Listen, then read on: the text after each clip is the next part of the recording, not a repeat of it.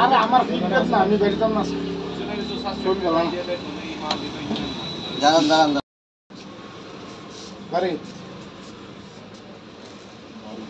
বাড়ি যা ওই শূন্য লয়ে গেছে।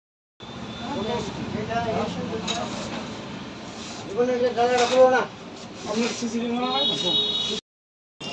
এত বড়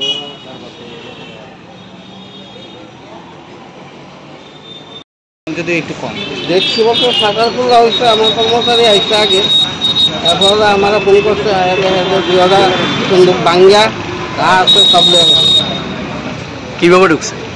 পেছন দিকে ঢুকছে, 3-4টা ঢুকছে, আর দোকানের এখানে ঢুকে সেটা এই করছে। কত টাকার জিনিস নিয়েছিল? টাকা ধরেন না 6-7 লাখ টাকার উপর হইব, মানে টোটাল মিলাইয়া।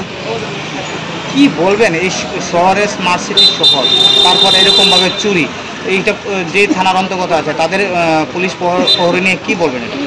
আমার তো কিছু কোয়ার মতো মুখে হয় না। আমার 50-52 বছর ধরে এখানে দোকানদারি করা, এত বছর ধরে দোকানদারি করতে আসছি, এইরকম ভয়াবহ জিনিস আমার লাইফে আমি আমার বিটানা খাইছি। আপনার দোকানটা কোন জায়গাতে? এই তো দেখছেন যে কয়টা সন্দুক ভাঙছে আপনার? 2টা। কি আসতো সন্দুকের ভিতরে? স্বর্ণ আসছিল, রূপা আসছিল, স্টোন আসছিল, প্রবাল এইসব পাথর টাকা আসছিল। শহরে দিয়ে কি দিন দিন চুরি ঘটনা বেড়ে যাচ্ছে, সেই বিষয়ে কি বলবো? দিন যেদিক তো কোনো না কোনো জায়গায় মানে এই হিসাবে এই জায়গাটা চলছে, গলার থেকে লইয়া জায়গা, কানের থেকে লইয়া জায়গা চলছে। আপনার নামটা? আমার নাম গৌতম দাস। আপনার দোকানের নাম? জয়রাম সূত্র মন্দির।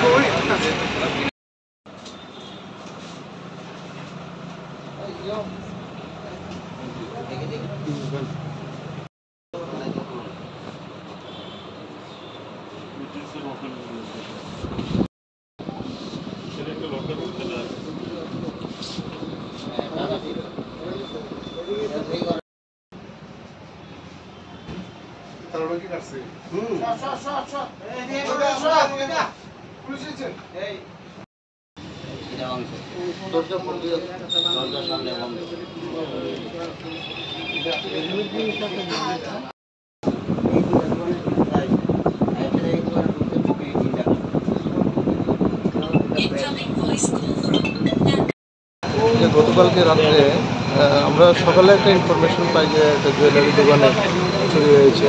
আমরা তদন্তে এসে দেখি জুয়েলারি দোকানের সামনে তালাই ছিল, কিন্তু পিছন দিকে কেবা কাহারা অন্য দোকানের ভিতর দিয়ে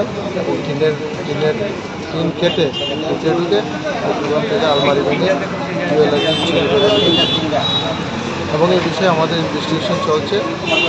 আমরা চেষ্টা করছি পারফেক্ট যারা ছিল, ইনভলভমেন্ট যারা আছে তাদেরকে ফাইন্ড আউট করা। এবং কত টাকার জিনিস নিয়ে গেছে? এখনো পুরোপুরি জানা হয়নি। 3 ভরি স্বর্ণ সহ রূপার জিনিস নিয়ে গেছে।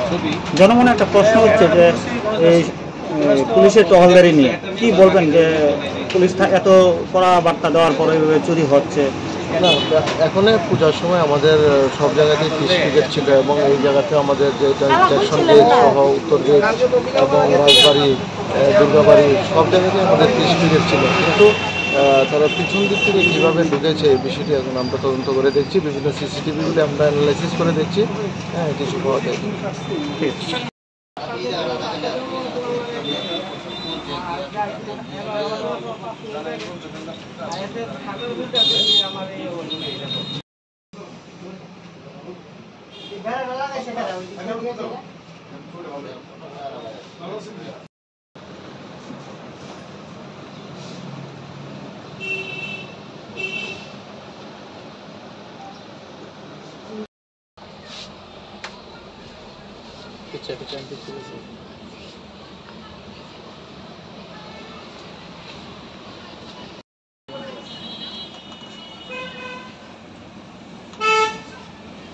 পশ্চিম থানা করে না?